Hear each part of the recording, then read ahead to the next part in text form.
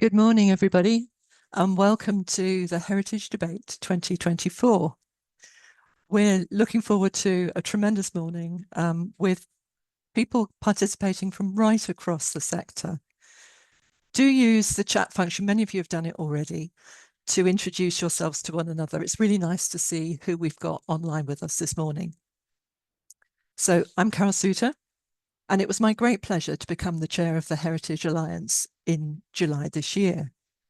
I've been involved with Heritage for nearly 25 years now, having worked for English Heritage, then been chief executive of the Heritage Lottery Fund, before moving to Oxford for 6 years, where I chaired the board of the Oxford University Museum of Natural History, the partnership board between the university and the National Trust, and Oxford Preservation Trust's Planning Committee.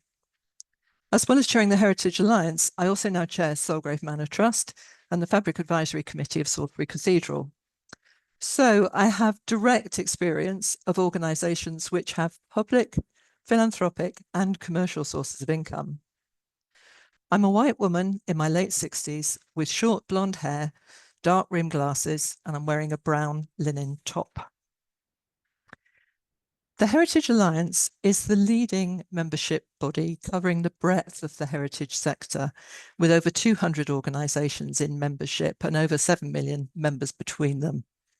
Our Heritage Debate is one of 2 large annual events alongside Heritage Day in March, which provide a chance for us as a sector to celebrate, learn from, and challenge each other, to hear a range of wider voices, to think openly and creatively about a topic crucial to the sector.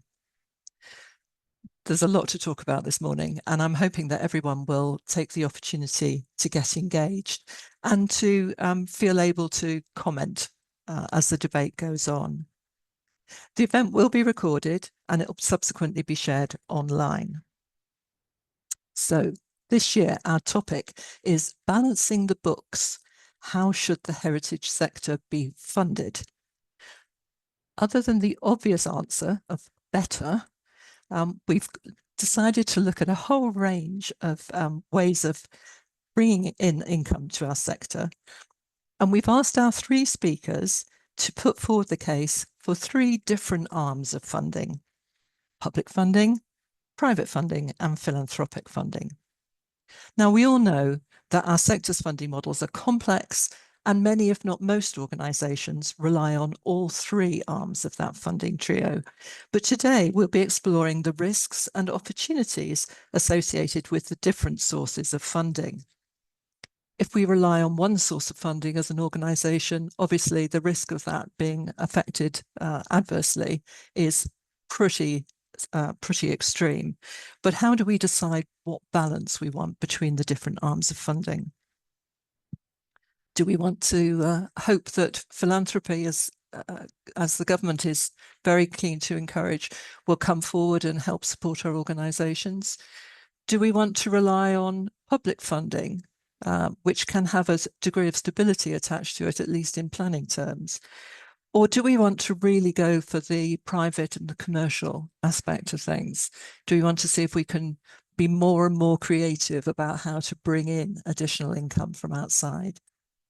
Those are the sorts of things we're going to be thinking about and talking about today.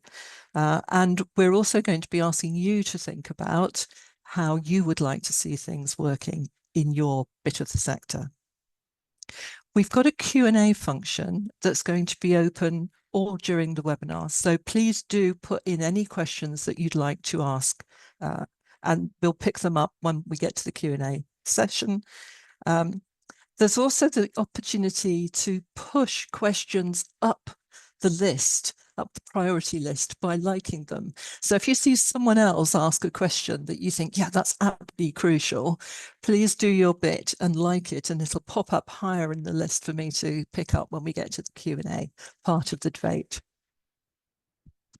So at the end of the event, you'll be able to vote for what you think is the ideal mix of funding in the sector, and we'll see which of our panelists have managed to convince you that that we really need to focus on their element of funding. And then please do share your thoughts and highlights from the event on social media using the hashtag #HeritageDebate2024.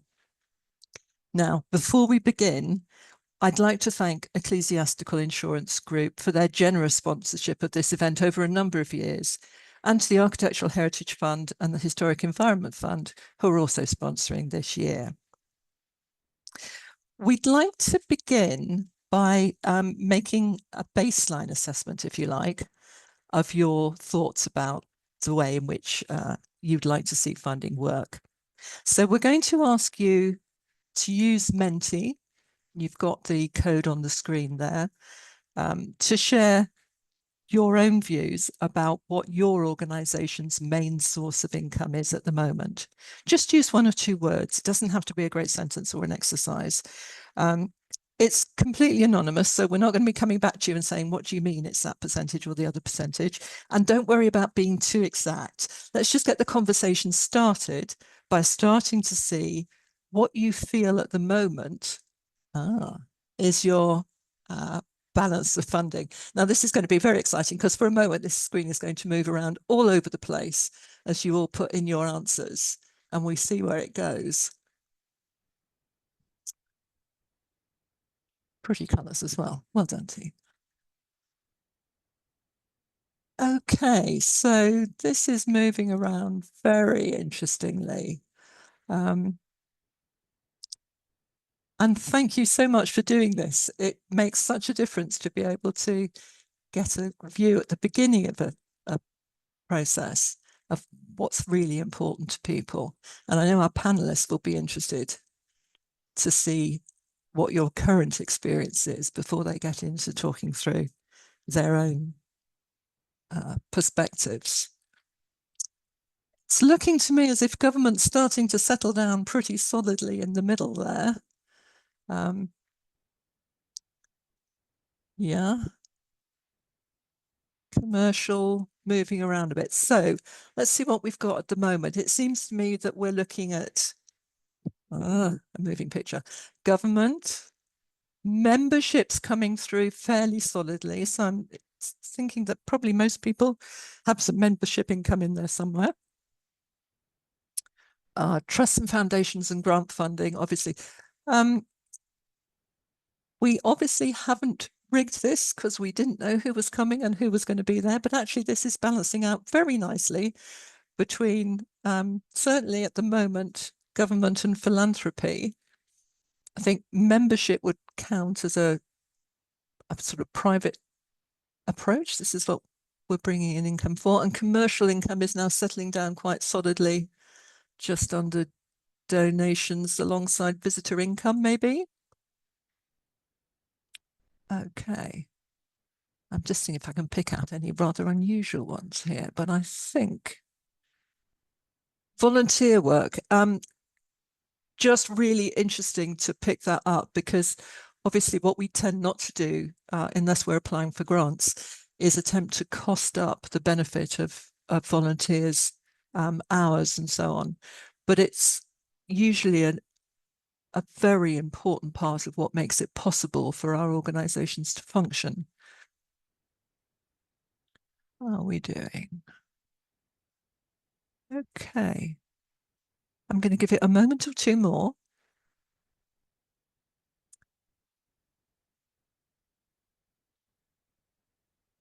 Okay, I think we've pretty much settled down. And I think that that's really going to give us a good basis for looking at where people are getting their income from. There's one there that I'm very intrigued by.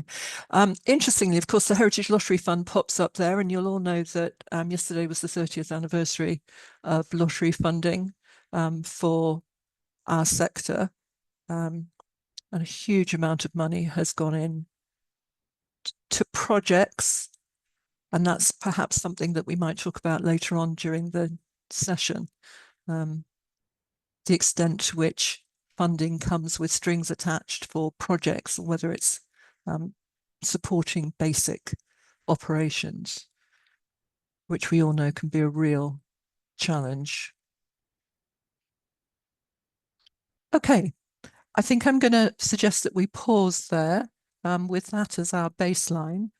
And perhaps this is the moment for me to ask my colleagues to appear on the screen, as I'm going to introduce our panel and then ask them to say a word or two about themselves.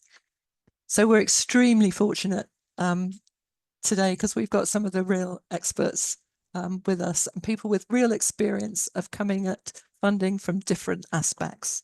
So first of all, Caroline Underwood, OBE, who's the Chief Executive of the Philanthropy Company. And not surprisingly, Caroline's going to be talking to us about philanthropy and charitable giving. We have Claudia Kenyatta, who's Director of Regions at Historic England, public funding from Claudia's point of view, and Alex and Ollie Khalil-Martin, who are the custodians of the Crooked House at Lavenham, and they're going to talk about commercial income generation in particular. So those are our folk. They're each going to have 1 or 2 minutes to introduce themselves to us before we delve into the debate. They're going to introduce themselves using audio descriptions to ensure that this event is accessible as possible.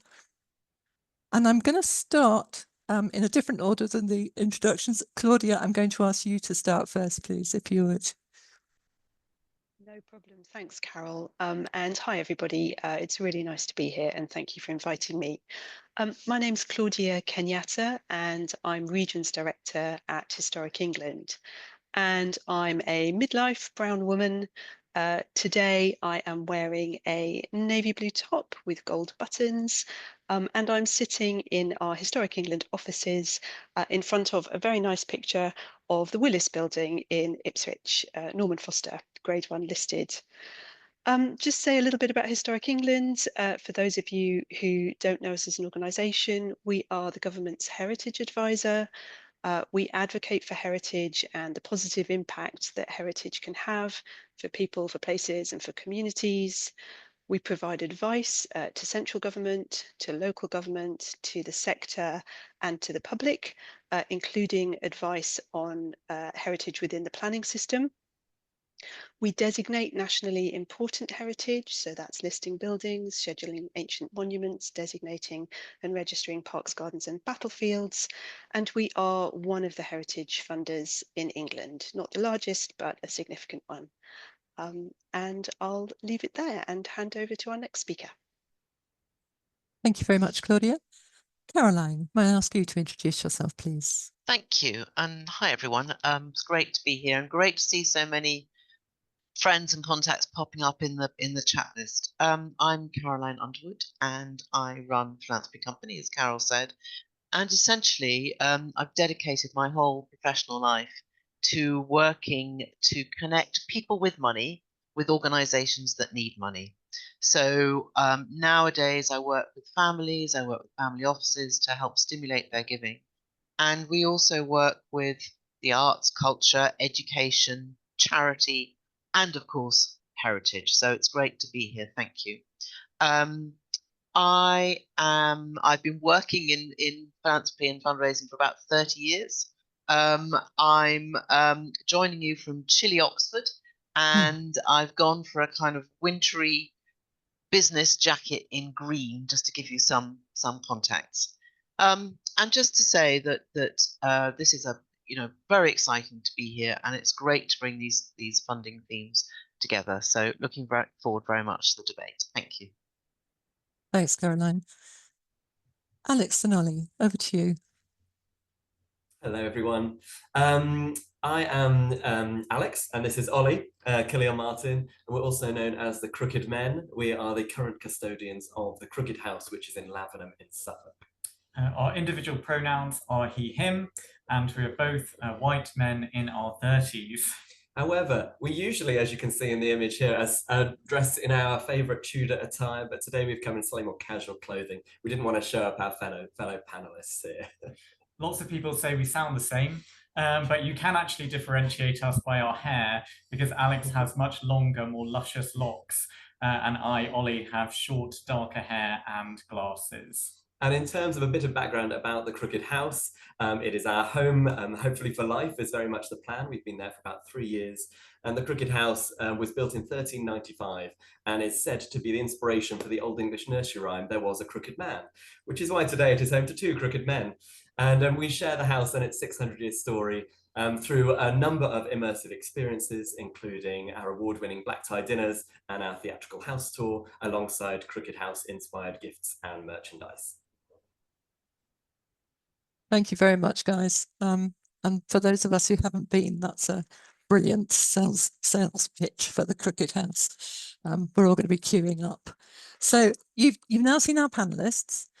Before we kick off the debate, we're going to take a moment to explore some highlights from the Historic Environment Forum's interviews with sector leaders on what works for their funding models.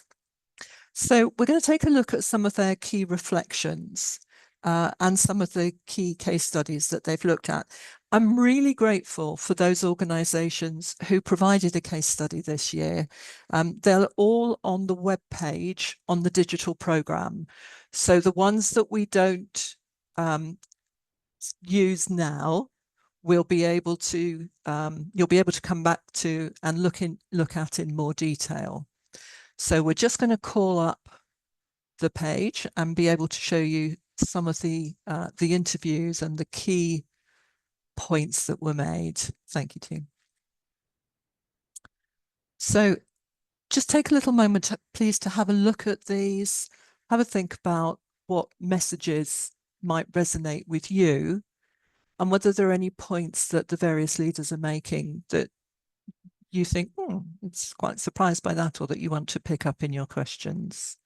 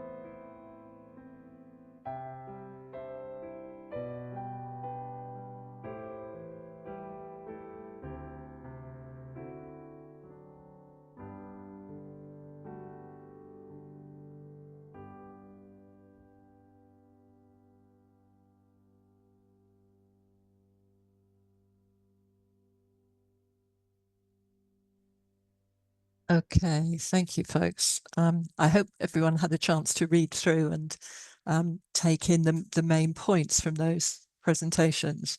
or reports. And some things just really jump out, don't they? And maybe something that we shouldn't take for granted. I was very struck by the point from St John's in Doddington about there being only really one person who had the capacity and the ability to pursue funding applications and so on, and a tremendous strain on that individual over a long period of time. And I suspect many small organisations will be in a similar position, which may be something that Caroline may be able to help us with when we're talking about philanthropy and charitable giving later on. You know, how to support the members of the team who are taking on that responsibility, because it can feel very personally draining to keep applying and applying and applying, particularly if you keep getting knocked back. So I think that's something we mustn't forget, the impact on individuals. And again, obviously, Alex and Ollie, as the Crooked House is your home, that's particularly acute from your point of view, I suspect. So let's get ourselves into the main debate and the main business of the morning. First of all, everybody who's watching, please do remember that you can put questions and questions into the Q&A function throughout the debate. Don't feel you have to wait till the end or until we get to the actual Q&A session. Conscious that I haven't got any yet, so nobody's come with a burning list of things that they want to ask. But please don't be shy about it, because debates really only work if we have more than ourselves talking to one another. So have a think about that as things come through to you. We've got sort of 5 or 6 themes maybe that we will work around, and I'm going to take maybe 8 or so minutes for each thing to make sure that we keep things moving along. Just emphasising that for our panels, because that means that we're going to need to try and get as much content as we can in a relatively short space of time. And I wanted to start, and in a way it relates to the point I was making about fundraising. I wanted to start by asking about skills and capacity and what there is in the sector to support the development of skills and capacity growing. We've had an awful lot of discussion about heritage craft skills over recent years and those sorts of skills needing to develop them. But do we think enough about those people within our sector who are responsible for finding the funding to keep things going? And have we got enough information, enough training courses, enough access to support for those sorts of people? When we talk about heritage jobs, everyone always thinks about curators and possibly stonemasons and thatchers and things like that. But actually, there are an awful lot of people that we rely on within the heritage sector who are responsible for helping us raise money to do the jobs that we all do. So I think I might stop with Alex and Ollie in a rather atypical way and keep Caroline for a moment later. Guys, when you started on this journey, what did you know about fundraising and finding sources of income, and how easy was it for you to start? I mean, we started the journey because we fell in love with the house. And so it really began with the Crooked House. But from the start, there was always a desire to obviously protect it and preserve it, and to look after it for the next 600 years and set it up for the future. And with that always came the view of we will need to make sure this can fund itself. And so we always looked at sort of commercial income generation as our first port of call. Our approach has been sort of, private funding first, see what we can do to hopefully, support the house as much as possible, with the view to then, a mix of other sources of funding potentially in the future for maybe more of emergency needs. But the house itself, our view is very much should be able to fund itself. We are fortunate that it is quite a small house. And so in that sense, that does bring some benefits, but at the same time, any ancient building has its challenges, has its upkeep costs, and lots of specialists are needed to support it. So really from the start, I suppose we took it on. We didn't inherit the house. We chose to live there. And so we chose to live there thinking this will become our life and our work as well. And so we very much went into it with open eyes, thinking this is going to be a lot of work, but we want to do it to protect the house. We personally didn't have sort of a background in fundraising as such, but we had background in business, both working in different sectors. And so we've come at it from a kind of business perspective of how can this run as a business, but also, like you say, how can this run as a home? And it's, for us, it's the balance between the two of, looking after the house is number one, but also it needs to fund itself, and it also needs to be a home for us to live in and enjoy as well. And just to finally, on the point of where did we start? We started where we have skills and strengths. So our business model is very deliberately tailored to what we enjoy doing and what we already have skills in, things like digital marketing. Maybe heritage properties traditionally have been about getting as many people through the door as possible. As we said, we have a small house, so it isn't about getting as many people through as we can, but a big way that we can broaden our audience and therefore our potential income is through things like social media and marketing. And that's been something that's been very, very successful. We've got over 50,000 followers now. And actually, alongside our commercial work at the Crooked House, we also do some consulting work for other heritage properties who are looking to us for help with things like social media and digital marketing. So I think that's probably a skills gap that we've identified, maybe not so much on direct access to funding, but how do you use the skills that you have to get income? Thank you. That's fascinating and really interesting that you came with a really developed skill set that you could then apply into your area.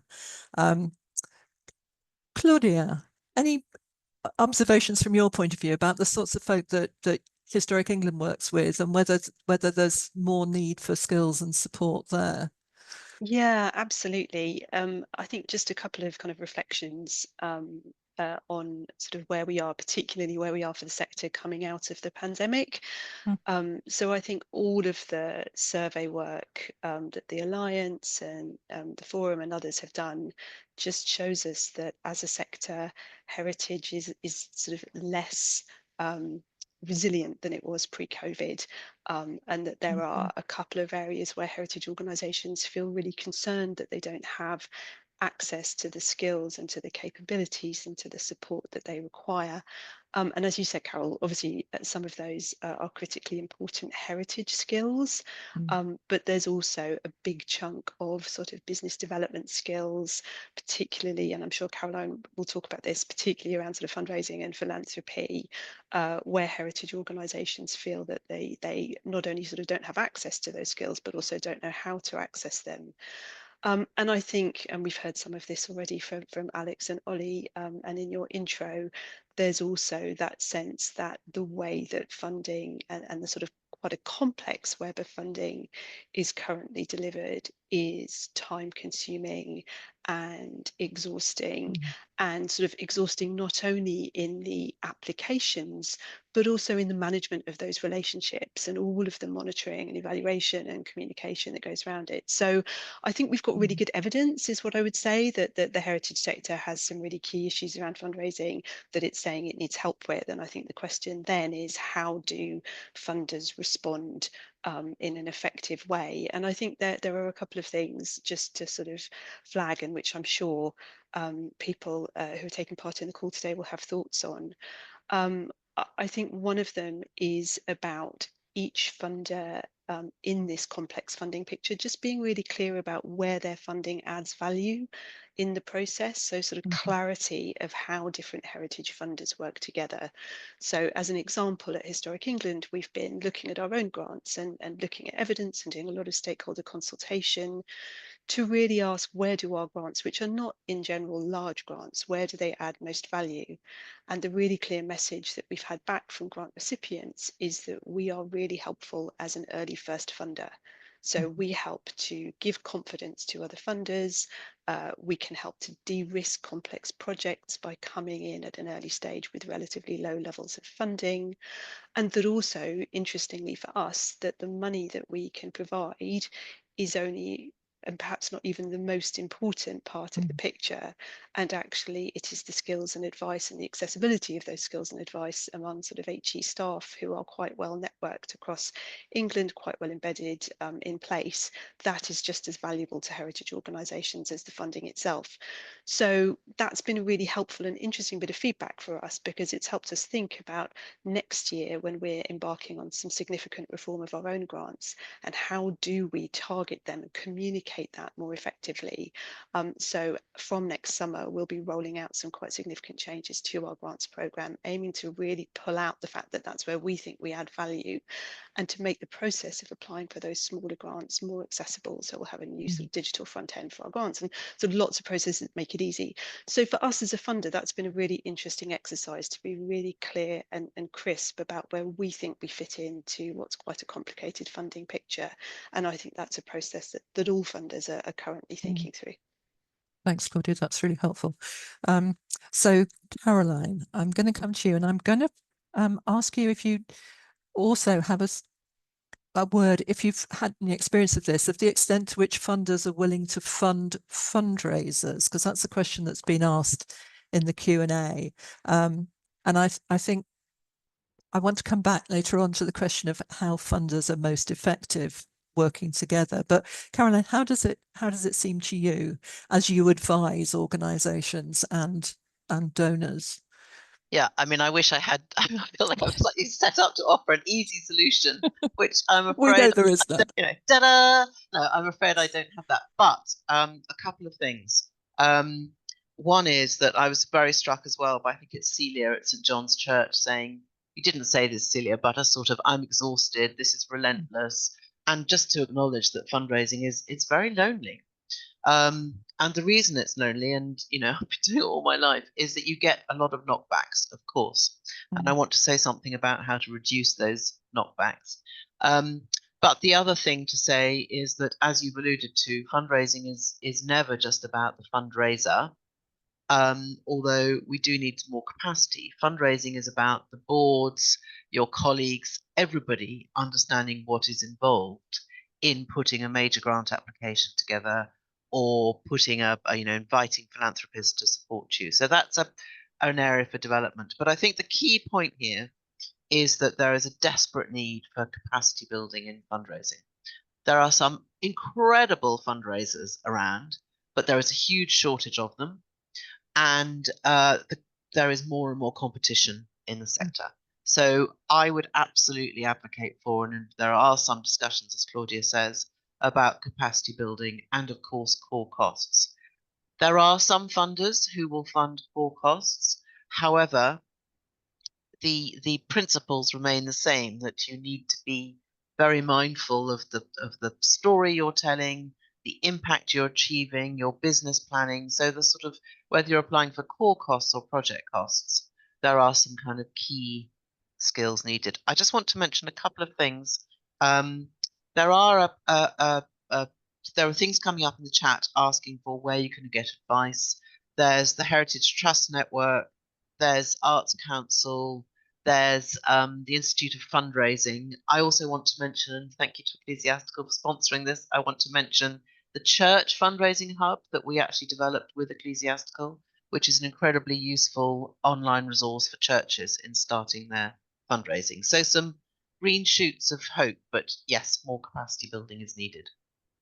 Thank you very much. And it would be remiss of me not to say that obviously the Heritage Alliance also provides a lot of methods of contacting one another and keeping in touch, chief executives groups, all sorts of groups that can talk informally and find advice. But I think that's an extra layer of comfort, if you like, but the training and the capacity building is a clear need, as everyone has said.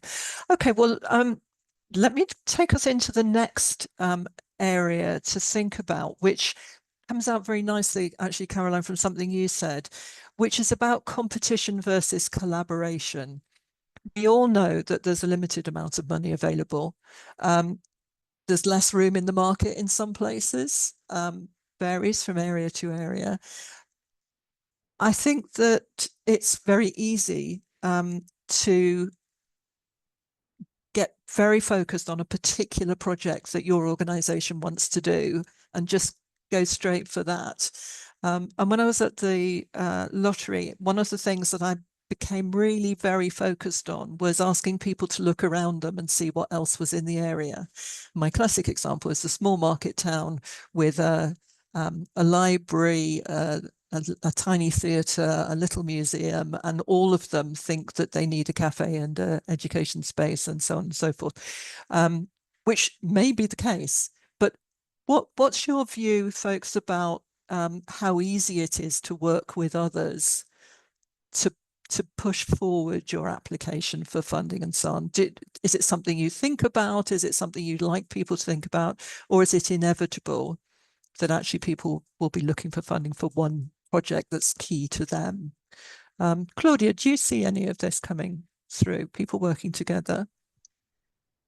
Yeah, absolutely. And I'll sort of answer a slightly different question, if I may, which is to sort of take a step back and think, well, what does that mean for sort of heritage funding at national level? Because I think one of the really interesting things that we've seen over the past couple of years is yes, everybody is competing for a slice of the pie, sort of whatever that pie is, but there are also really helpful opportunities to kind of grow the pie and make the pie bigger. And where heritage has been really effective over the past couple of years, and where I think there's real potential for the future, is to continue to demonstrate and to make the case for the role that heritage can play in delivering broader agendas. So I think it's a sort of national funding equivalent of not everybody needs the cafe and the visitor centre. So if you look at programmes such as the Cultural Development Fund or the MEND programme for museums, over 90%, I think, of the funding delivered through those schemes currently has gone to heritage buildings. If you think about levelling up funding, it sort of slightly depends on how people have described their projects, but certainly we think sort of 2/3 of that huge capital funding pot has gone to culture and heritage activities. And within that, most of that has gone to heritage. And then if you think about sort of government departments and their respective interests, we've seen significant heritage funding coming through DEFRA. We've seen significant heritage funding coming through Department for Local Government. So I think the more that heritage can think in those broad terms and think about its impact for people and for places, as well as thinking about individual heritage organisations and individual heritage assets, the more scope there is to grow that pie. And I think that's something that the sector's been really good at lately. Thank you, Claudia. That's really helpful. And as you say, we've been really good at it. I'm not sure that we shout enough about how good at it we are, and maybe that's something we can come back to. Alex and Ollie, how do you fit into the local economic situation around you in Lavenham? Do you work with others? Do you work with people who do similar sorts of offers? Very, very much so. I mean, how a bit, as Claudia was saying, in terms of growing the pie, we very much see from a commercial income generation perspective, it's about looking for new opportunities, and it doesn't have to be competitive at all in that sense. We work very closely with, we're part of the Historic Houses network. I can see Ben on the line here, and we're very proud to be part of that fantastic organisation. And we see that as a great example of where heritage isn't competitive, but can be a really collaborative, supportive organisation. We speak to lots of other historic house owners and think, well, actually their customers, their visitors love history, they love heritage, they love old buildings, they're going to want to come to multiple buildings within the network. And we can all therefore support each other, knowing that each of our houses has a different story to tell, and yet we can support each other in thriving and knowing that our audiences will hopefully come to all of the properties, and certainly ones in their local area. So from a sort of national perspective, organisations like that show us that collaboration really is key.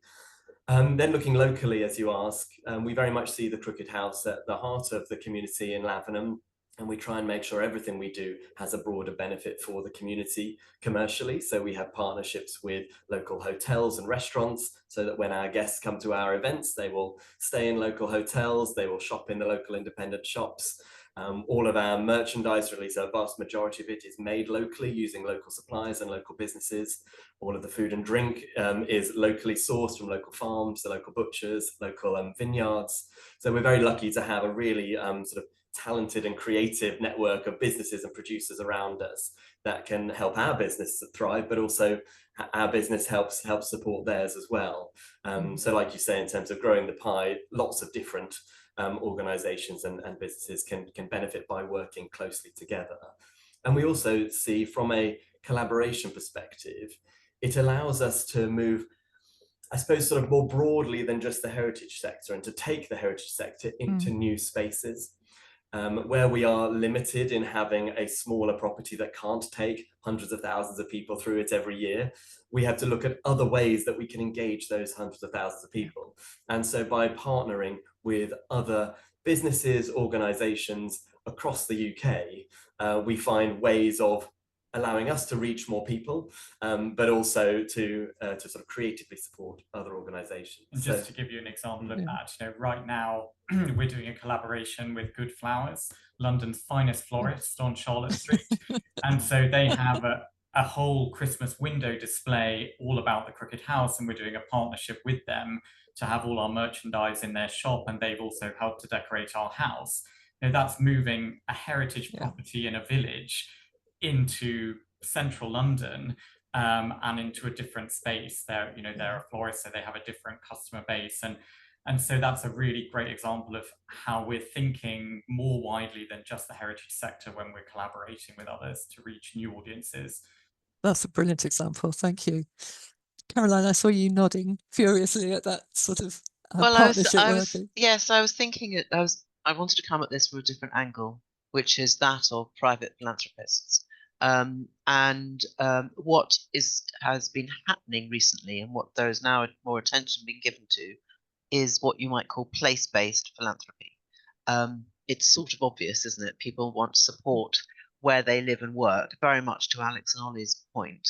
But actually, this is growing, it's emerging, and I think is a real opportunity for people to think about what an individual supporter looks like, what a philanthropist looks like. And so my point really is that I think to a certain extent, more collaboration will be prompted and can be stimulated by funders. And I know that some of the big foundations, for example, are always looking for people to join up. I also think there's a very clear inclusion aspect to this, because it can't or shouldn't always be the kind of big, well-funded, well-resourced, great fundraisers, organizations, you know, sort of at the top of the pie, to Claudia's point, but actually joining up with others brings different skills, brings different communities together. So there's a real push behind place-based philanthropy that I think is really interesting for the heritage sector.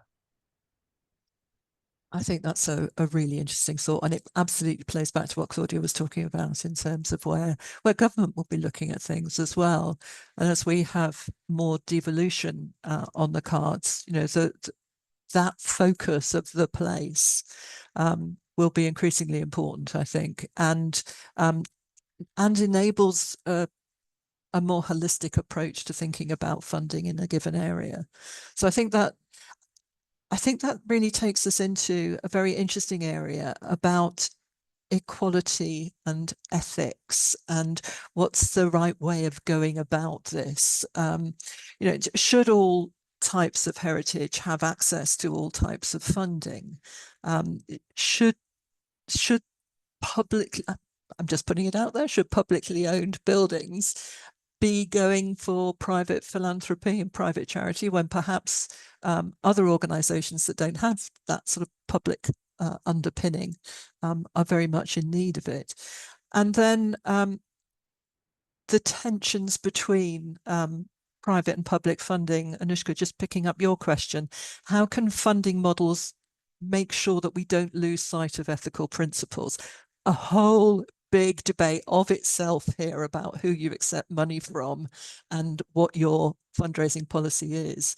But I mean, Caroline, do you encourage people to think about the ethics of their approach before they get into starting to disperse or apply for funding?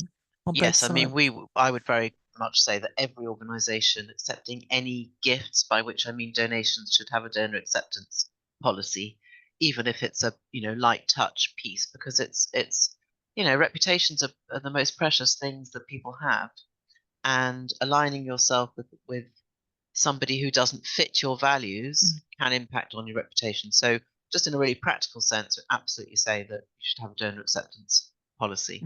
Um, does that need to be the same as everybody else's?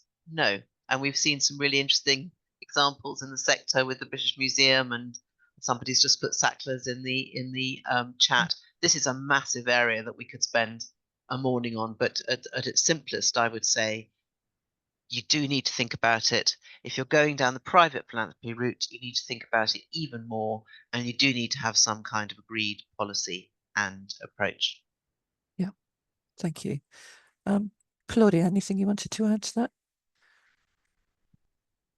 Thanks, Carol. Not on the specifics, although I'd absolutely agree with everything that Caroline has just said. I guess my only reflection from your intro, Carol, is that I think the conversation on sort of diversity and inclusion is sort of, in some elements, it's done now. And that is now the baseline that we should all be thinking from when we're thinking about fundraising. I think expectations of funders have shifted to the point that it is not something that any organisation in any of our sectors can add in at the end of a process. It's got to be fundamental to thinking through our approach to fundraising of all sorts right at the very beginning. And I think that applies for central government funding as well as for everything else. And I think, it'll be really interesting to see with the new government what their specific and detailed take on this is. But if the mood music is anything to go by, I think, we've had a real focus on mutually beneficial partnerships and sustainability of funding in sort of large organizations working with small organizations, and I wouldn't be at all surprised to see more of that in future. So I think the world we are where we are now, and that's a significantly different place from where we may have been 10, 15 years ago. I think that's really interesting, because that would be my perspective as well. And I think in terms of policies and strategies and national perspectives, that's very much what would be expected now, and certainly from major funders. But I'm interested that one of the questions in the Q&A, for example, was how to manage introducing diversity into a strategy where there are senior members and trustees who are resistant to change. And so I think we've probably got a bit of an issue here with maybe smaller organizations which have had very stable trustee groups over a long period of time, who perhaps haven't felt the need to address this issue for themselves locally. And I wonder whether, again, we're looking at places of support for people within organizations who can see that things need to be done, but who might have some resistance or some blockers, or just some ignorance about what's needed and what the huge benefits are. The thing that always amazed me when we started these discussions was, how can it not be obvious to people that the more diverse your workforce, your offer, your membership, your visitors, the more opportunities you have for your organization. But it isn't obvious to some corners of our sector and every other sector, I think. Alex and Ollie, is there anything that you've come across that you would say was either an ethical issue or an issue about diversity, and how you've gone about thinking about that? Yes, I mean, I think from a pure funding perspective, our approach is private first. We only want to take money when we absolutely need to, and for now we don't need to. And so I suppose that's our philosophical approach is, there is a limited amount of funding, give it to those who need it most, rather than those who shout the loudest, perhaps. And so we're very conscious to do everything we possibly can to fund our house privately.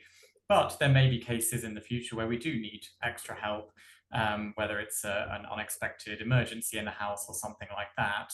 But that gives us sort of control and security and flexibility of how we deploy the funds. From more of a diversity and inclusion perspective, that's always been so important to us with our messaging around the Crooked House, with how we present the Crooked House. You know, as a gay couple, of course, we have a huge vested interest in D&I. I've spent years in my professional life sponsoring D&I, but actually what we find is we get people coming to our events and our house tours from such a range of backgrounds, everyone from their 20s to their 90s. And that to us is a great sign that we are being as inclusive as we can. And even just from our offering, you know, we have high value experiences like our black tie dinners, all the way down to, you know, merchandise at a much lower price, and also social media content which is free. We know a lot of our followers will probably never come to the Crooked House. A lot of them are international. Some just want to follow our journey and to be involved that way, and we're really proud of our little Crooked community. And so it's been always really important to us to have an offering that really genuinely feels like it's for everyone. And I think our proof point is the diverse range of people we get coming to the house. Thank you. Yeah, I think it's really interesting that you've got such a clear private first approach to looking at things. I think that's something that maybe some organizations could step back and think, well, could we maybe think about doing that too? So can I just then take us on a little bit to think about the current context and risks and opportunities? And I'm determined to stick with opportunities as well as risks, but I'm looking through the questions as they come up, and you know that there is a lot of anxiety and there's a lot of concern about risk. There's a lot of concern about lack of clarity about whether certain schemes are going to continue, what the funding pattern is going to look like in the future. So I think I might start with Caroline here, slightly to one side of the public and main funding streams, if you like. What does it look like from your point of view? How has the appetite for philanthropy changed? How does that sit next to public funding streams? And I guess quite a specific question, are there some philanthropists who feel that they will only step in if they feel that the public sector's done its bit first? Well, look, first of all, I'm a fundraiser, so I have to be an optimist. Otherwise, you know, so I am optimistic. And I suppose I start from the basis that we see incredible achievements in you know, through funding. I would like to say that, you know, philanthropy is the only way to fund things in the future, which is the purpose of this debate, but I do actually see it as being collaborative, as you say. And so one of the things that I'm really interested in is where philanthropy or donations can actually create leverage from other funders. So there are some fantastic examples of where somebody has come along and put £25,000 into an initiative, or £25,000 into part of a salary or something, which has then enabled them to apply to some of the big trusts. And you know, the big trusts, I think, I mean, everybody knows well the kind of four leading trusts really in Esme Fairbairn, Garfield Weston, Wolfson and Paul Hamlin, and all of those are you know, stimulated and excited by people saying there's a need for this, we've proven a need, here's the case. So I think there's a real opportunity around, can raised money help you to raise more money in that way? That's the first opportunity. I think the second opportunity is that so many times I talk about philanthropy and people seem to think that philanthropists are sort of usually men, usually wearing suits, kind of over there. I'm waving over to my left, but actually philanthropists and supporters are amongst people who love you and need you. And there's a lot of discussion in the chat about volunteers, and of course volunteers are essential to so many organizations. But I would say that often for fundraising and for philanthropists, you kind of want to look close to home. And an awful lot of organisations that we work with don't really ask people for money, don't really ask for philanthropy. They think it's all about the massive gifts, whereas our approach would be, it's about the people that, you know, go to your friends and family first and think about the potential there. Thank you. Yeah, I saw lots of nodding going on around the screen there. Claudia, how do you think things have changed in the maybe last 5 or so years, and how are you feeling in terms of risks and opportunities, and where are you on the personal optimism barometer at the moment? Well, I think there are lots of reasons to feel really optimistic, and I think some of those are just about what heritage is. So heritage is a sector with an incredibly powerful story to tell. And I think we all know that, and we all sort of see that in the work that we do every day in the organisations that we work with. It's also in lots of ways a really diverse sector, in terms of scale and reach, and the sorts of work that people do, and there's strength in that, certainly. And we've seen through the pandemic and through the cost of living crisis and other challenges, it's a very resilient sector. So I know that there are lots of anxieties at the moment across the heritage sector, you know, rightly so. But actually, I think heritage has shown time and time again that it is an entrepreneurial sector willing to do things differently with a range of business models. And so we should sort of feel optimistic about heritage's inherent resilience as a sector. I think in terms of risk, this does feel like quite an uncertain period. We have a new government with really clear missions, but I think some of the sort of detail about what those will look like when they sort of become policy and become programs is still yet to come. We're waiting. We've had the autumn budget. That's obviously only a 1-year settlement for heritage organisations that are impacted by public funding. And we're going into another spending review process for next spring. And, you know, there's a whole lot of uncertainty that comes with that. Hopefully we'll get a 2-year settlement out of that spring budget process, and that will be a little bit more certainty. But these do feel like sort of uncertain times for where we are in the process with a new government. But I think there are lots of opportunities as well. And I think we've already talked about HHA, but I just think back to our chair, Neil Mendoza's speech at the HHA event last week, when he called on the sector and on Historic Houses members to just shout more loudly about some of the amazing work that heritage does and some of the impact that it has. And I think there is an opportunity for heritage to be really confident about the work that we do and why it matters. And I think that there's lots of different places where we take that conversation. I think the sort of heritage and cultural capital work that's being done within government is going to be a really helpful way of advocating for our sector into the Treasury. I think we've got the spending review. This is an opportunity for us to put our best evidence forward about why government should invest in heritage as a means to delivering on its own aims and ambitions. And you mentioned devolution, and I think there is a really strong story. I mean, heritage is about place in many cases, and I think with new funding and new powers going to mayors and with new decision making at regional level, there's a real opportunity for heritage there. So I think there are lots of opportunities. I think partly meeting the challenge is going to depend on heritage being really confident about its positive impact. Thank you, Claudia. And thinking about sort of shouting loudly and talking about what a difference heritage makes. And Alex and Ollie, it seems to me that that's absolutely your model of going about things. You know, everything you say is about the power of this place that you obviously fell in love with, but can obviously do a lot for the local village, for the wider area. So you've taken on probably the biggest personal risk of anyone around the screen.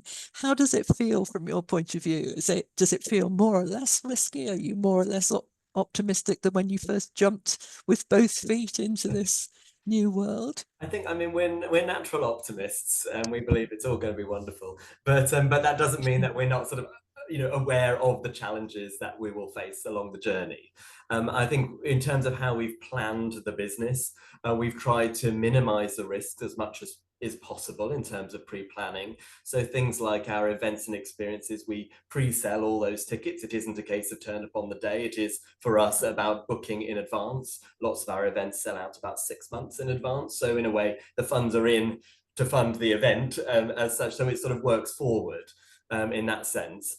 And similarly, we've thought carefully about what those events and experiences look like in the house to make sure that we can minimize the risk to the property. You know, it is an ancient and fragile place, so we've carefully chosen the sort of scale of the tours that we can do in terms of the number of visitors.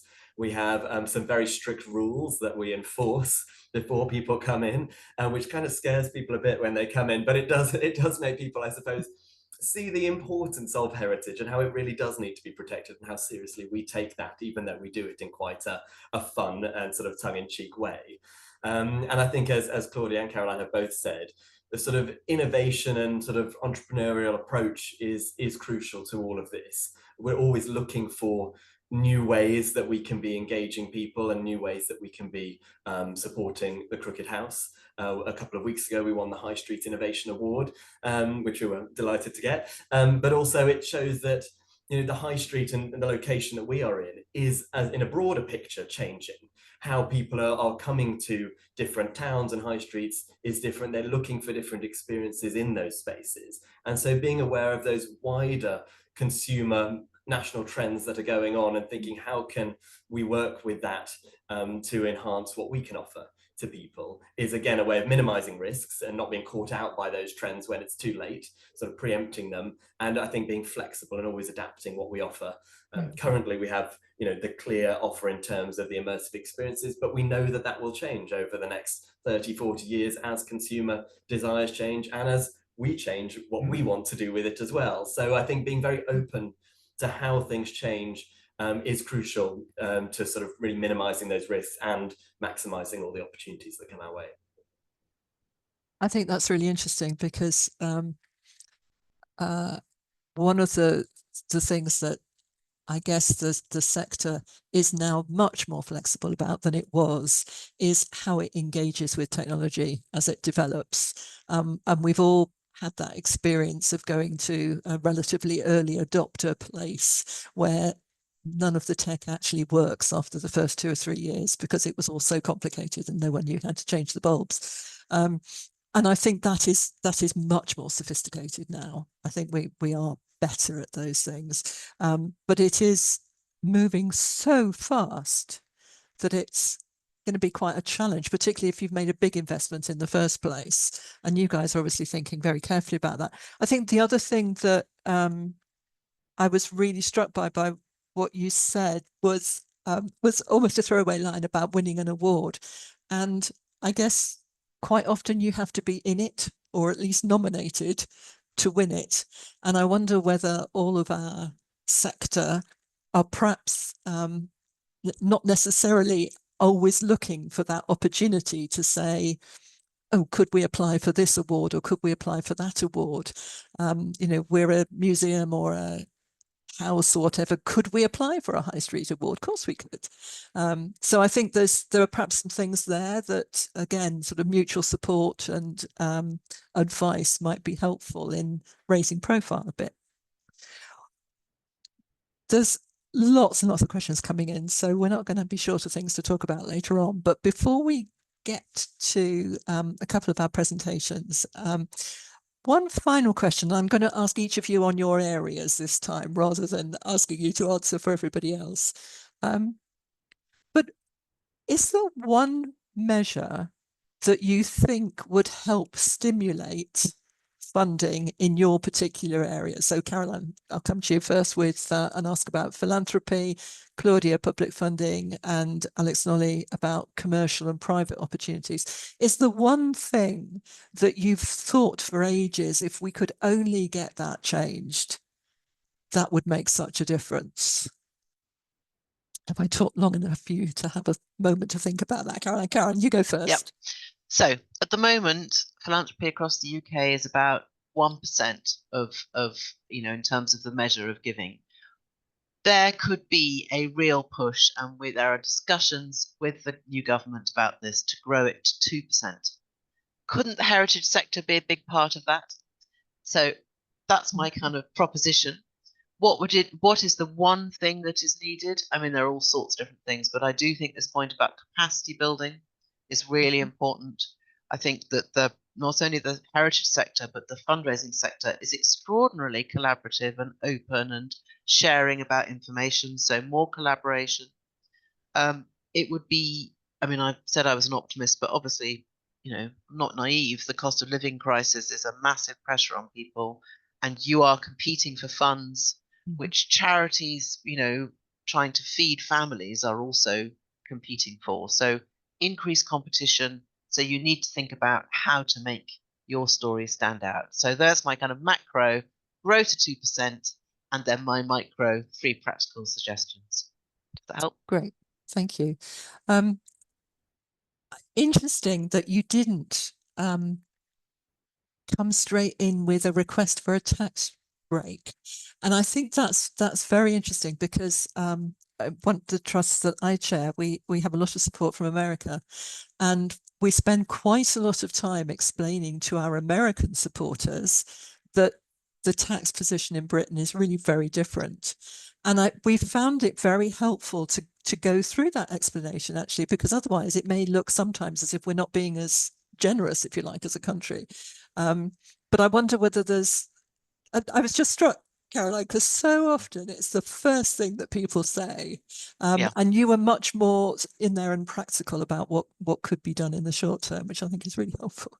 Well, I think people have been talking about a tax break for decades, and we see tax increases, not tax breaks at the moment. Although I would say, I'm very pragmatic. If you're not using gift aid and maximizing your gift aid and telling your supporters about gift aid, then that is something you could do tomorrow. It's not tax, but it helps. Yeah. Thank you. Okay. Claudia, I'm not sure it's really fair to ask you what we could do to get more public funding, but have a go. I don't think it's fair to only let everybody have one, Cal, but I'll have a go. But I think just one kind of reflection is I think the one thing we could all collectively do is make heritage as a sector as easy to understand as possible for people whose primary interest or business is not heritage.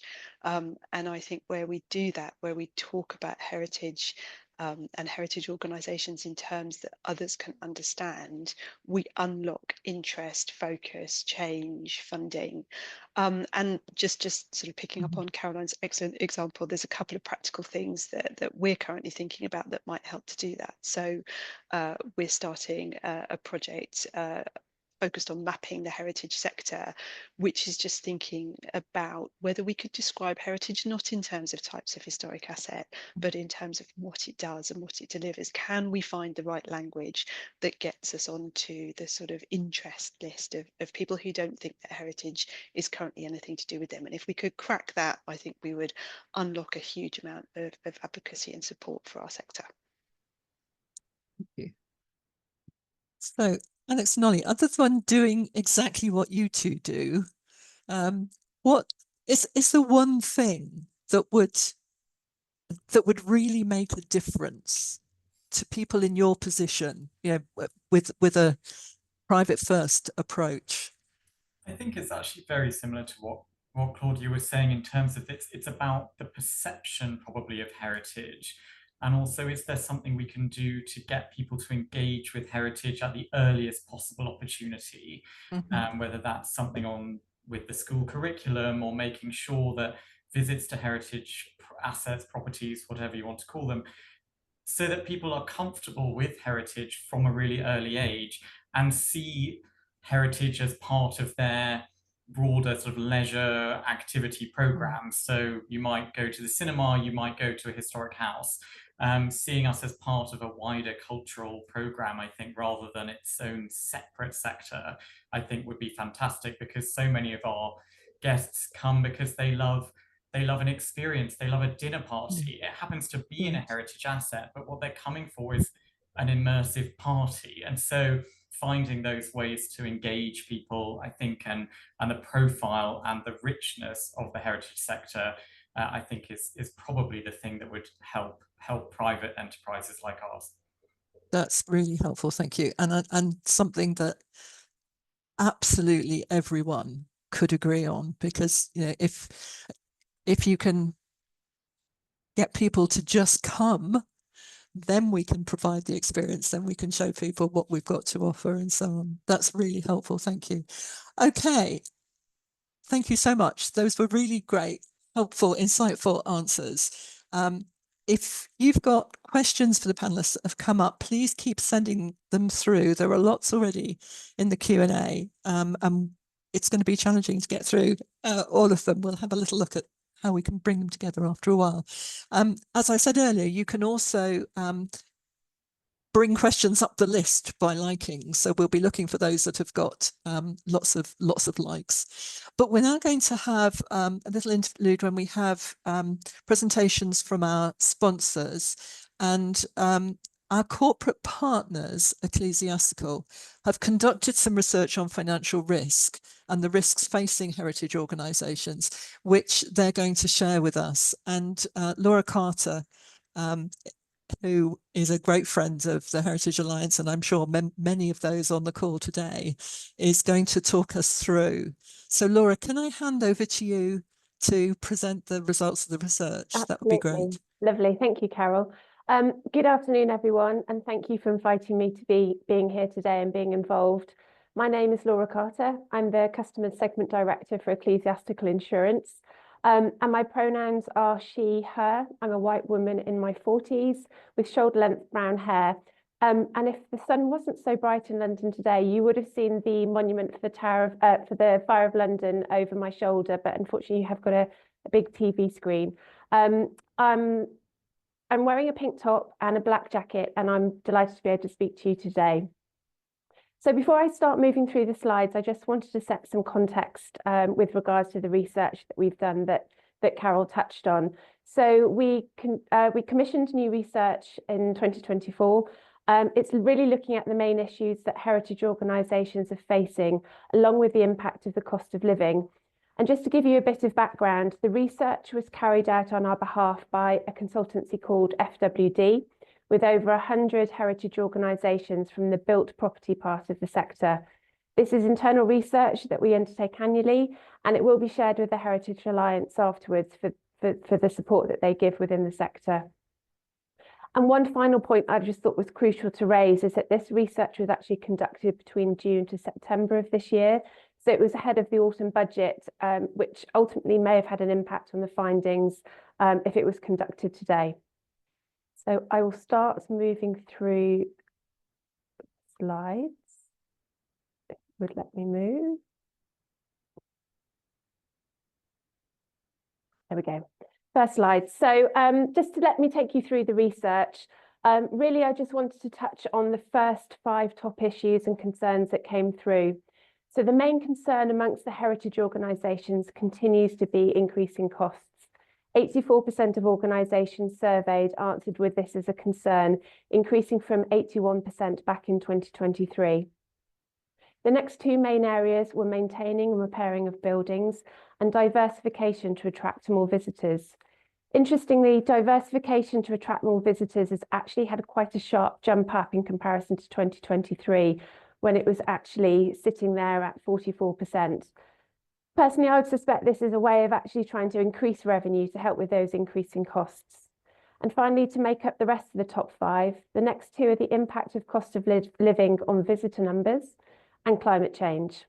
Both of these have actually had a drop back since 2023, which may be either the point of they've now got better management in place, or actually there just seems being less of a challenge. So moving on, the next area that I wanted to take you to is looking at kind of the top 12. It would let me move.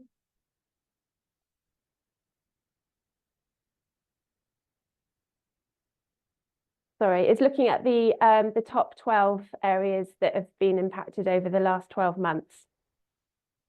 So the lines, the orange line that you can see here shows essentially the 5 items that I've already taken you through. But actually the next 7 below it has got the clear one that we're talking about today in terms of funding, or interestingly, loss of funding, and what that actually means. So from the perspective of what we see here, it's got a 30% showing by it. And actually this has dropped from its position back in 2023 when it was seen as the 5th main concern. So therefore this could be down to the issue actually now being less of a challenge, but perhaps I don't think that is correct based on the conversation that we've had today and the chats, the comments that are coming up in the chats. But it's actually more to do as a byproduct of perhaps alternative issues rising up and increasing funding coming from other areas. So for example, the piece around diversification to attract more visitors as being one of those areas is looking at needing more funding, and therefore how is that coming through and pushing up the challenge there. So the next area I really wanted to then get into is actually the theme of today, so funding. This slide really highlights the issues that organisations are saying that they're feeling when it comes to relying on funding. The biggest impact has been that of inflation and rising costs, effectively shrinking the pot of existing funds in real terms, which has been felt by over half the organisations who receive funding. Other really interesting areas have been drawn out is the nature of grants and how these are having to be used specifically for projects more than for core funding, which was raised as a concern by almost half of the respondents. The increase in competition for available public and charitable funding, and the final item at the bottom, so declining public donations, which shows that 1/5 of organisations are feeling a decline in public donations in whatever form they would receive them. It'd be really interesting to kind of see how some of these echo with yourselves, especially with regards to the topics that have been discussed in the debates. So it'll be interesting to see if anything does start to pop up within the chat. So moving on, another area that we looked at was with regards to sustainability. This is my final slide with regards to the actual research findings, but we just thought it would be interesting to pull out actually, again, different areas of where organisations are looking to deal with some of the challenges that they tackle, and also the fact that climate change was in that top 5 of areas of concerns. So this really was looking at retrofitting and energy efficiency works. And the top 2 items that you can see on the left-hand side relate to the upfront costs of carrying out works and whether it's affordable, and the fact that there is actually a lack of grant funding to carry out that retrofitting in the first place. So whilst the heritage organisations might be keen to actually transition to greener energies, upfront costs and lack of funding could be seen as being very prohibitive here. So without wanting to paint a picture of doom and gloom, there are some areas of support out there which can either have a large impact on organisations, or in some cases just provide smaller areas of support, which is actually enough just to help push that dial on great work going forwards. And I think certainly in terms of the areas that the Crooked Men were talking about was really interesting just to understand the journey that Alex and Ollie have been on as well. So one of the areas that we support on actually comes through from our parent company, the Benefact Group. So the Benefact Group is the 3rd largest corporate donor in the UK, who've given over 200 million in donations since 2014. And some of the work undertaken has been developing practical support and guidance to help fundraise successfully, something which Carol touched on in the debate. So the tools that you can see on the screen here include certain things such as webinars, fundraising templates, case studies where you can find out how others have used our tools to raise such much needed funds. And some of the webinars, for example, provide helpful guidance when it comes to fundraising applications, social media fundraising, and corporate partnerships. So there's a whole plethora of different ways of looking at things, and hopefully we'll tackle individual challenges that individual organisations also find that they're having to deal with on a day-to-day basis. And finally, I just want to turn to looking at other ways of looking for new funds. So from the left, you can see something called GiveStar. So GiveStar is a platform for fundraising and donations. It's very similar to other fundraising websites, but it has the added benefit of a relatively new piece of development, which allows your mobile phone to work as a contactless donation device. With the ever-increasing mobile-first cashless society that we're really in, this allows for fundraising to be raised a lot more easily without the need for the card readers that also need to be accompanied. This ultimately reduces costs and increases the number of collection points if everyone was to have this available within the organisation on their phone. So considering one of my earlier points about that piece of to do with public donations, actually this could be a really smart solution that can help with the cashless conundrum, especially when people might not have that cash on them for buckets or donation boxes at certain points within an organisation. The next item is building improvement grants from the Benefit Trust, who is our parent charity owner. And this essentially provides funding for Christian charities and churches, including repair, restoration and improvement to church buildings, cathedrals and Christian charity buildings.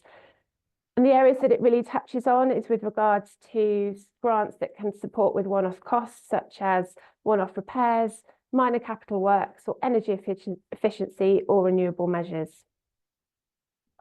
And then next to that is our giving programmes.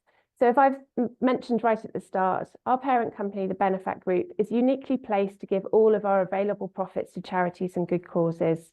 Our Movement for Good annual programme of giving, which has donated so far this year almost over £1 million to charity, is one of those areas that really can be used as a way to help pick up essentially additional funding that can come through by nominating a charity to receive a £1,000 donation.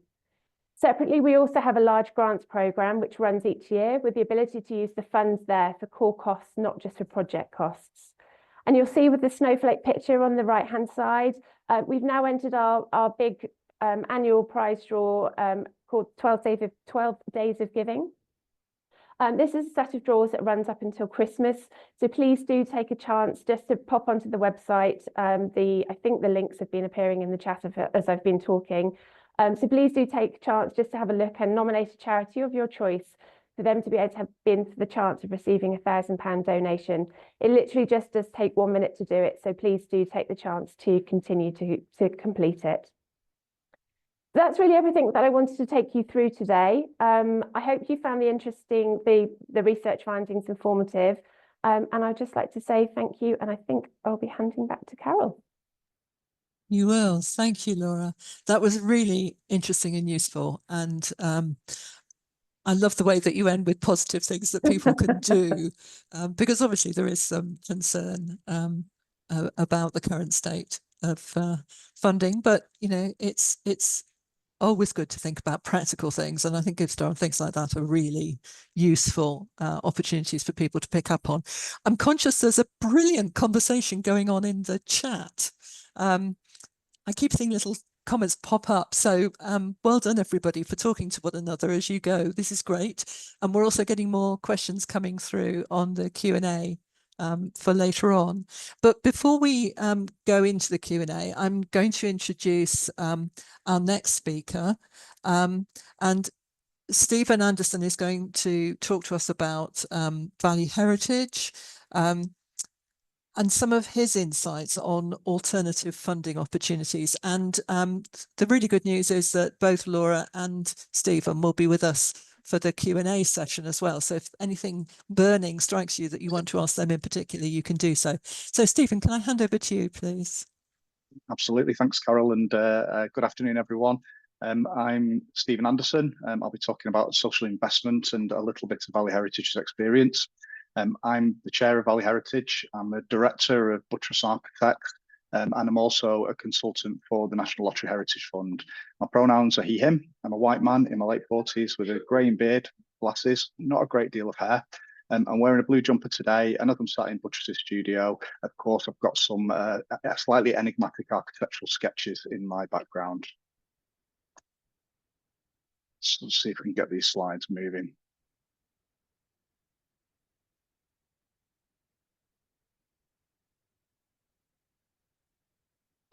There we go. So Valley Heritage is a heritage development trust. We're based in Pennine, Lancashire, a place called Rosendale, and we've been around since about 2015. And our aim is to ensure that redundant and derelict heritage assets in our area are brought back into socially beneficial uses. These slides seem to be skipping on by themselves.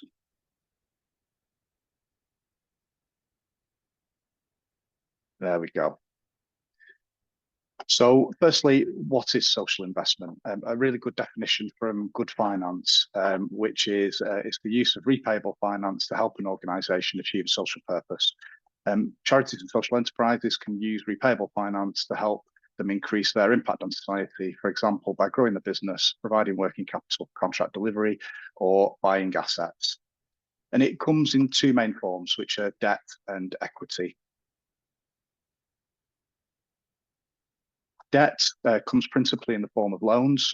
They're not dissimilar to commercially available loans in that they're repayable, normally interest-bearing, and typically work on a fixed term.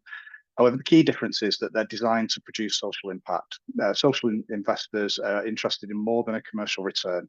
They invest for social impact focused on the investor's areas of interest. And this means that social investors typically consider risk and reward differently to other funders. So they can be particularly flexible in their decision-making. And then the other main form of social investment is equity. Community shares are the most common form where individuals can purchase shares in a cooperative or a community benefit society. The shares are withdrawable, non-transferable, and can receive a return on the investment if the organisation generates a sufficient surplus. The investor owns a share in the organisation and gains a voting right in its running. So they have a tangible and quite direct say in how their investment and the organisation is managed. It also allows communities to directly invest in projects that matter to them. Successful share offers are a really good demonstrator of a clear commitment and stakeholder buy-in to other prospective funders. So by way of a quick case study, Valley Heritage started a project to repurpose the redundant former Lancashire and Yorkshire Bank in 2019, which is in the image. The building was in private ownership and had failed to sell at auction. Grant-based funding routes weren't going to work for us at the time, given the typical eligibility criteria. Our needs were about fast pace, purely capital financing for acquisition for a project that would eventually generate a trading income and have a social impact. We therefore approached the Architectural Heritage Fund to look at a loan. The application process was pretty straightforward, and it resulted in a loan offer for £195,000 to support acquisition and some working capital for urgent repairs. The offer was made through AHF's Heritage Impact Fund, designed to invest in projects with a positive social impact by acquiring, reusing or redeveloping buildings of historic or architectural importance. The loan was for a 5-year fixed term at a 5.6% interest rate, secured against the property and with a 12-month payment holiday at the start. And the loan to value was about 102%. The loan proved to be the first major building block in a cocktail of funding for a project which cost about £900,000 in total. The confidence shown by AHF encouraged other funders such as Historic England, Rothendale Borough Council and the National Lottery Heritage Fund to make significant contributions. So this is a photo from when the works were taking place. And this is an image showing the building completed now. The project's resulted in 4 new apartments, some of which have provided interim accommodation for young people at risk of homelessness in partnership with the local charity M3 Project. And this is the co-working space, providing 11 desks and meeting rooms, offering an alternative social workspace for people who might normally work from home, flexible workers and freelancers. Social impacts were also embodied in the activities that surrounded the project. Artworks were co-produced by the community, such as banners designed and made by the local Knit and Natter group, and a new stone carving designed by local school children. And following a very enjoyable launch event, Alliance have been trading well for about 2 years now. The apartments are fully let and the co-working space is proving successful. And we're expecting to generate a healthy trading surplus this financial year, which will be sufficient to support loan repayments and contribute to Valley Heritage's core costs. So some key points. Social investment is a great way of gaining funding for projects, while also demonstrating high levels of support and commitment to other potential funders. It is reliant on having a viable business model to fund repayments. However, given that sustainability is a key pillar for most other grant funders, this shouldn't be a barrier to using social investment. Social investors typically look differently at risk and reward, and this can facilitate investment earlier than other funding sources, particularly around acquisition. And I personally see it as a really important tool in the sector's funding toolkit in an increasingly challenging funding landscape. And I'd encourage you all to have a look at these resources and exploring social investment further, especially the Architectural Heritage Fund, without whom our project and so many others wouldn't get off the ground. And that's it for me. Thank you. Stephen, thank you. And thank you so much for coping with the backwards and forwards slides there. In case anyone didn't manage to catch up with everything that was there, the presentation will be available online after we finished, a little after we finished today. So you'll be able to look at all the excellent material that was there, which showed the sorts of figures which I think people really want to know about return on investment and things like that. And I think the point about owning an equity share is something that perhaps isn't always understood when people talk about social investment. Thank you, Stephen. That was really helpful. So we're now going to have a moment to just think about where we get into the question and answer. So you have all been submitting your questions and you have been voting so that they've been, in the terminology of Zoom, up-voted, which is a word I've never come across before. And we've got a whole range of things that we're going to ask our panelists to talk about. I'd like to start by looking, and forgive me, I'm going to ask the questions even if there's a name attached to them so that we move things along rather than going to individuals and asking them to ask their own question in person. So there's a lot of interest in the question of the listed places of worship VAT reclaim scheme and whether it will be renewed or not. And obviously if it isn't, then for places that are currently eligible, their costs will go up by the 20% of the VAT. I can say that this is something that just about every organisation I've spoken to in the heritage sector over the past 6 months has been keen to bring forward, to get a view on and to understand what government's intentions are. Claudia, I don't know whether you have any further information about this or how the discussion will be brought to a conclusion, but it's something that's incredibly effective. It doesn't breach the government's natural concerns about VAT and exempting things wholesale from VAT because it is a grant repayment, VAT repayment scheme. Claudia, anything that we can offer to people to help on this? Yeah, thanks, Carol. I don't think there's anything sort of massively insightful to say at this point, and just because there was a recent parliamentary question on listed places of worship, and I think the answer from DCMS was as we would expect, which is this is one of the decisions that they'll be considering as part of the spring fiscal event next year. So I think for now, collectively, we need to continue to do what we have been doing, which is really just to highlight the impact of the listed places of worship scheme and the good that it does, and make very clear the impacts should that scheme come to an end. So I don't think there's anything really to update at this point beyond what we all already know. Thank you, Claudia. One always hopes. But I think the point Claudia makes is really important. This is a very, very specific and very important benefit to the sector, and the more people that make sure that their MP knows and that the government knows how important this scheme is, the better. My general advice would always be as constructive as possible when you're contacting MPs or members of the government. Don't shriek and shout, because frankly that really doesn't work in this particular sort of context. What we would like, I'm sure, is people to be explaining very carefully and clearly what it would mean for their local place, their local church, their local project, if this scheme was not extended. So the more detail, the more pounds that you can identify properly as being at risk if this scheme isn't continued, the better.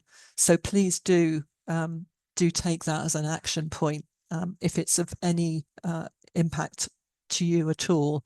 And I think it's worth saying at this point generally, don't assume that your local MP will have a lot of experience of the detail of heritage and heritage funding and heritage schemes.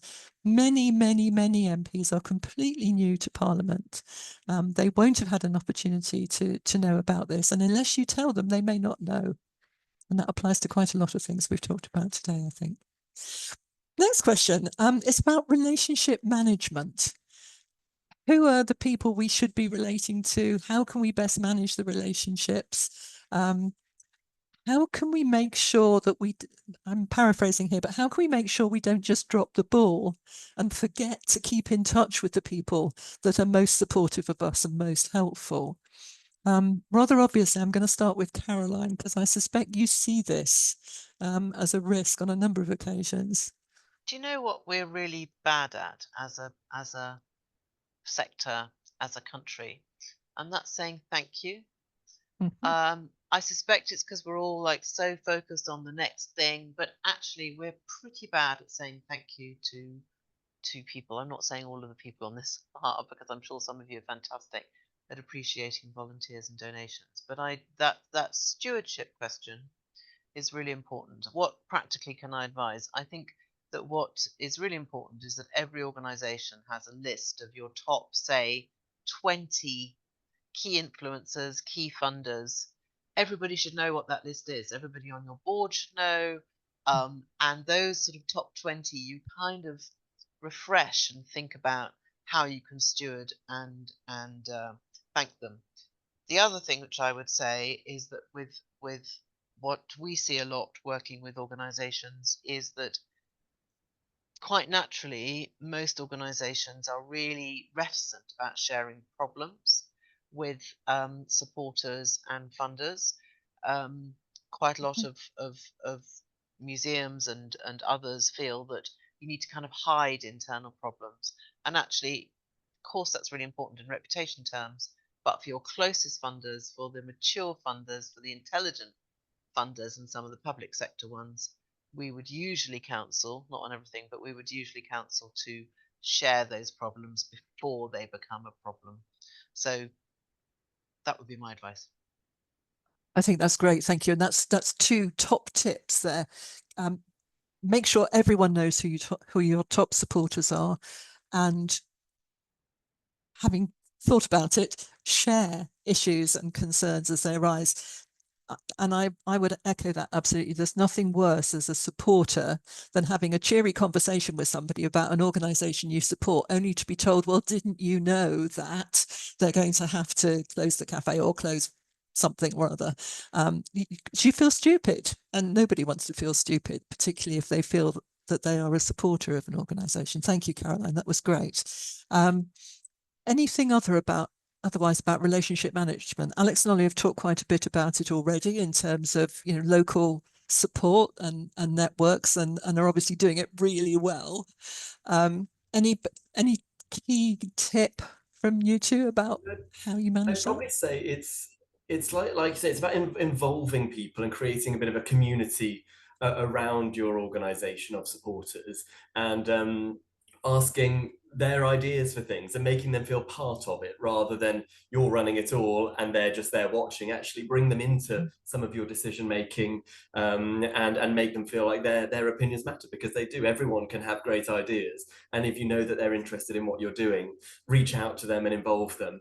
And that might be through special events where people sort of physically come and meet up with you, or it might be done as we do a lot on social media every day, chatting to people who support the Crooked House. Whether or not they buy anything is sort of irrelevant. It's about the community to start, knowing that further down the line people might end up purchasing something, but even if they don't, you can still share great ideas, and that sense of engagement is of huge value to us, nevertheless. So yeah, I would say involve people, ask them advice and ideas of them, and make them feel like part of a community.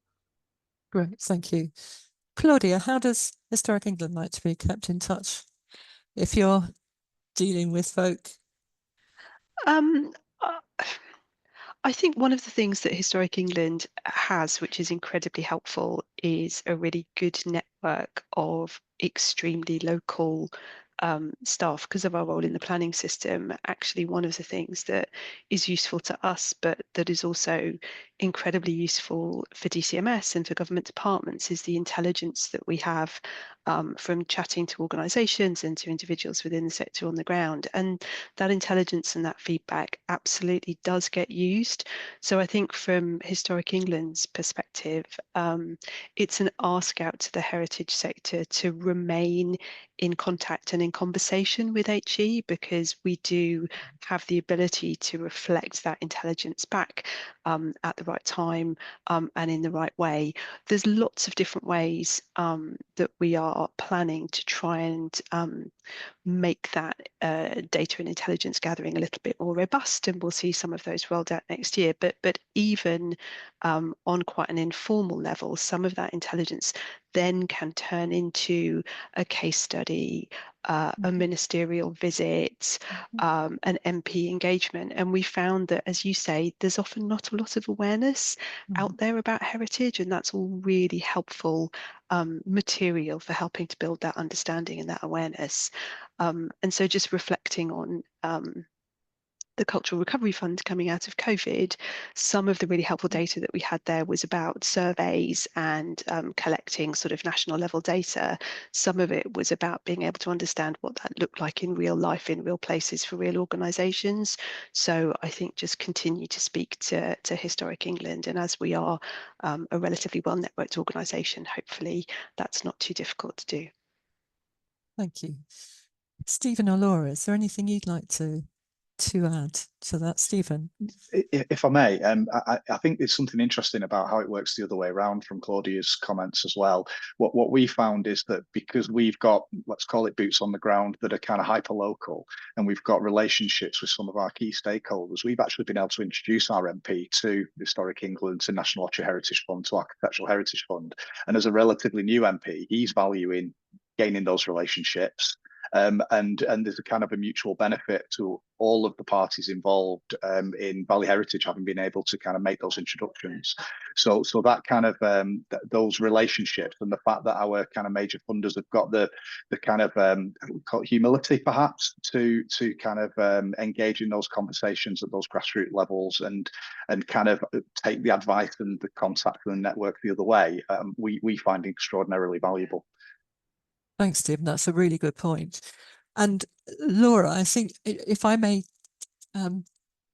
just refresh something that we said at a previous separate discussion, that maybe thinking about your insurer as someone you have a relationship with can be really beneficial.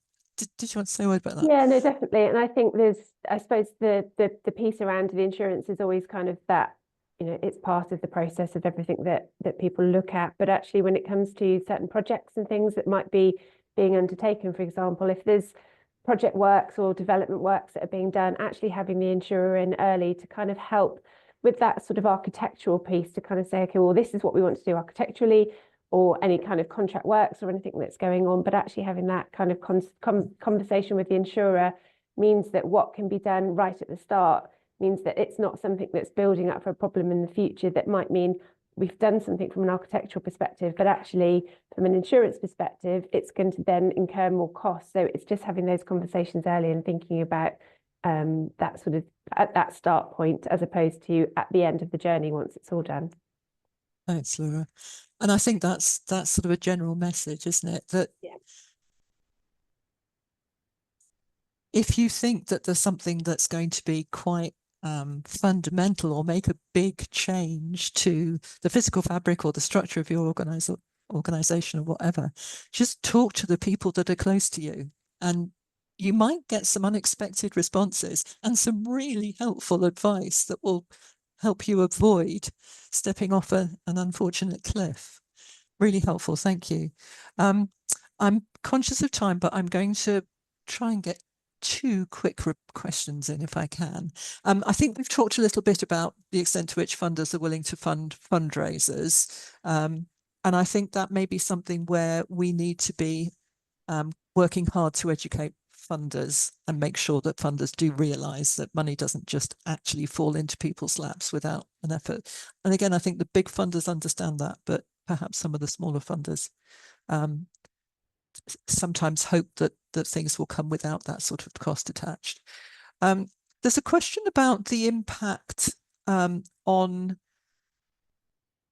organisations of short-term and temporary contracts for staff, and how you can retain staff and keep morale high when so many people in an organisation, or a number of people in an organisation, might be on short-term project contracts. Is that something that anyone's had any experience of? Stephen, did that apply with your contracts? We've had some experience of it. So at the moment we're working with a regional capacity building grant from Historic England, and that's giving us sort of 3 years of kind of core funding and some project development funding. So going back to Claudia's point about early stages funding from Historic England being incredibly helpful, along with AHF as well. And the staff we've got appointed on that are on short-term contracts. One employed by Valley Heritage, kind of doing about 25 hours a week. We're only a few months into that contract, so we're kind of yet to see the challenges that we can kind of anticipate a little bit further down the line.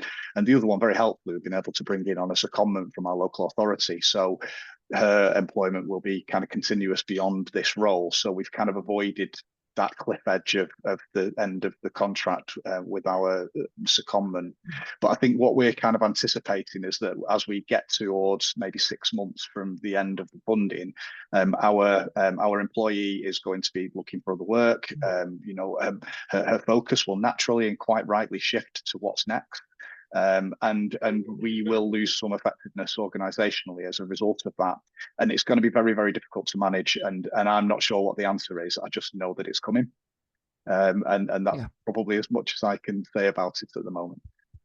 And I suspect that's something that would echo in every organisation that's had project funding, where there isn't the prospect of another project coming in immediately, if you see what I mean. And indeed, sometimes it's not possible to simply move people from one project to another for funding reasons, for funders' requirement reasons. Okay.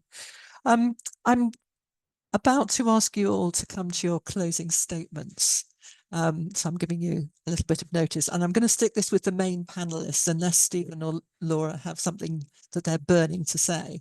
And I'm going to be extremely cheeky and pull up a question from Ben, and ask you to just have a thought as you're putting things together.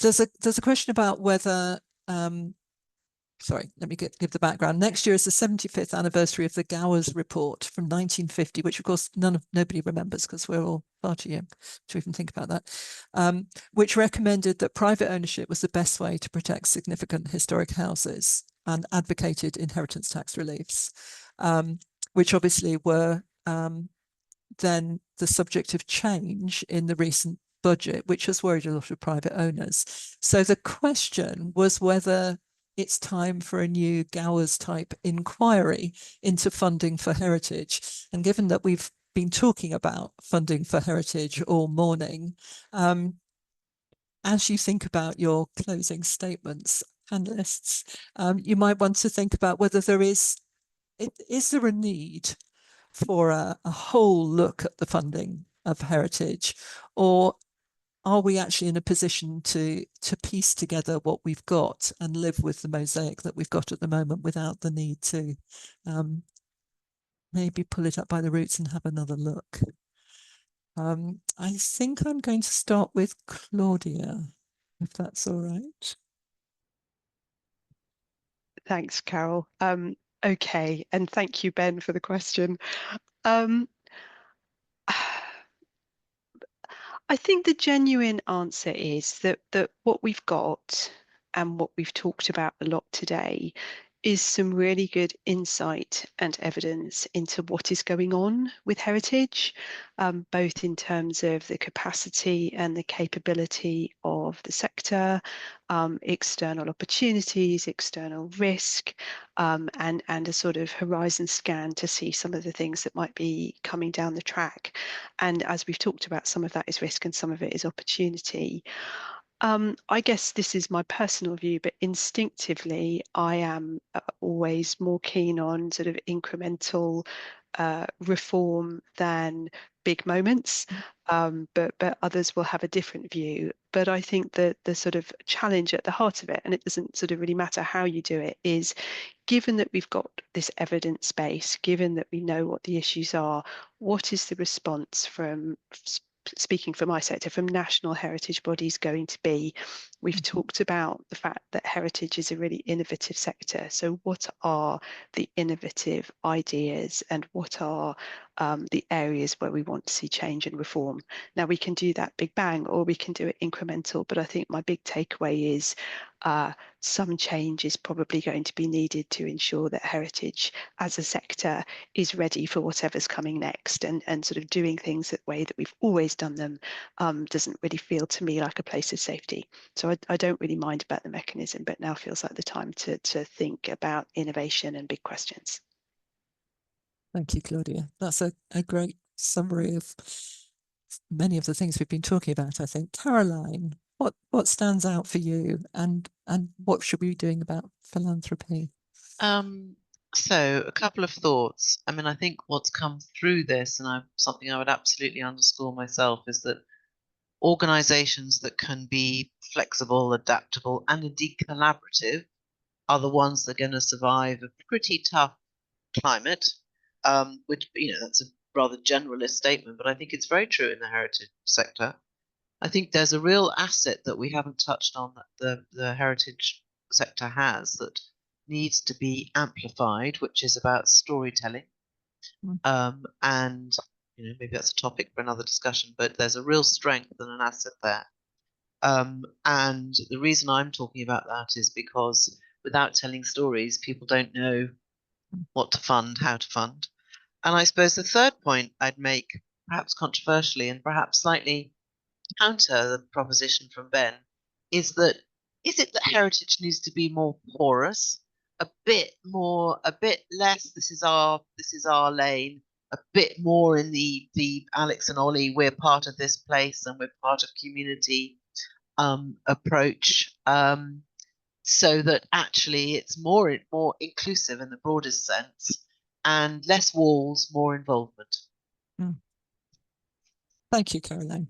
I'm all for less walls.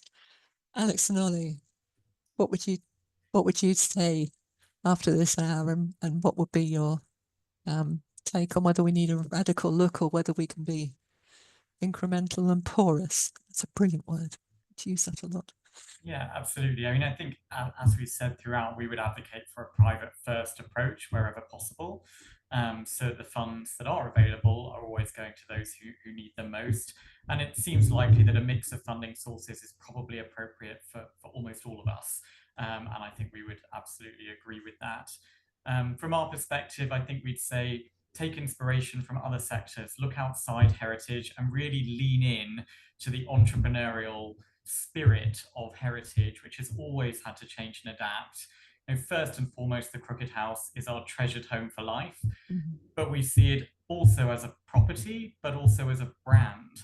And as a brand, that allows us to do everything from traditional house tours all the way through to a calendar of us in Tudor costumes, which is now out for Christmas.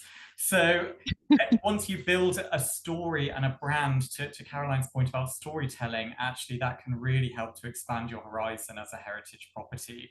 And then lastly, the point on collaboration is so key. If we can collaborate with each other, then actually as a sector, we can thrive and the pie can get bigger rather than competing with each other to take other people's slice of the pie. So I think that's how I would probably conclude on this. That's a brilliant summary. Thank you. And a wonderful place to end. So with huge thanks to all of our panelists, I'm going to be very rude and not gush over them because we're running out of time. But what we would like you to do is now, audience, is go back to Menti using the code on the screen and show what you think might be the ideal mix of public, philanthropic and commercial funding for heritage from your perspective.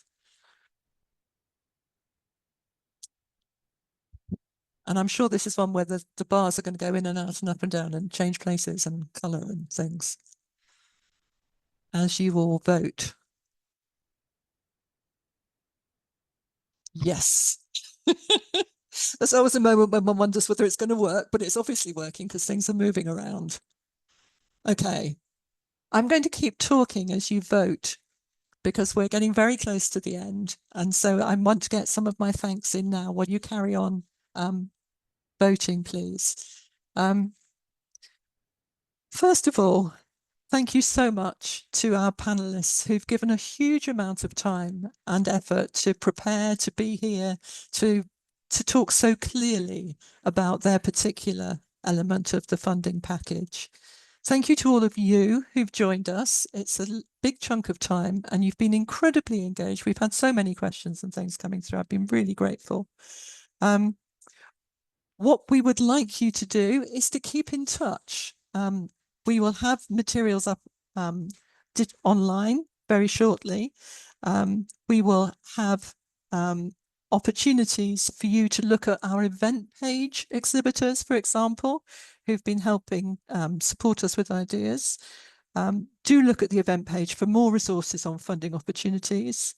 The recording will be available by mid-September. We'll be reflecting on socials as always.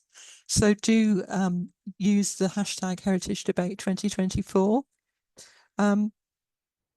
We are a charity. We're really pleased to be able to keep this event free. If you've enjoyed it and want to support us, please don't hesitate to do so. We would be very grateful. And if you've thought about membership before and haven't really known what we're all about, come to our session on Thursday, 28th of November, and meet our Chief Executive and our Head of Membership, and we can tell you all about it. And if you're convinced already, just sign up, get onto the website and sign up. And indeed, nominations are now open for the Ecclesiastical Heritage Heroes Award, which recognises outstanding contributions to the heritage. So can I see where we got to with the vote, please? Okay. Well, I think this just proves that all of our panelists were incredibly convincing because we've almost got an even split going on here. I can understand that public and commercial are perhaps, two very recognised and well-known areas, but it's really interesting to me that people would quite like to see around a third of their funding coming from philanthropic giving. So an absolute split between the three areas. Well done, all of you, for incredibly convincing presentations. Thank you to the team. You haven't seen the peddling that's been going on beneath the surface here, and they've done an absolutely brilliant job to keep us all online. Thank you to all of our sponsors and long-term supporters. And I hope that in the future, we might be able to count on all of you who've joined us today as long-term friends and supporters. The Heritage Alliance is an advocacy body and a membership support organisation. In order to be effective in both of those roles, we need as many members as possible to hear as many voices as possible from across this wonderful, incredibly diverse sector. So thank you all for joining us. Keep in touch, and we will do what we can to answer some of the questions that we didn't get to today in future events and future gatherings. Thank you so much. And I hope we'll see you next year at the Heritage Debate 2024, but also that we will see you at Heritage Day in person in March next year. Details coming shortly. Thank you, everybody. And goodbye. Enjoy the rest of your afternoon.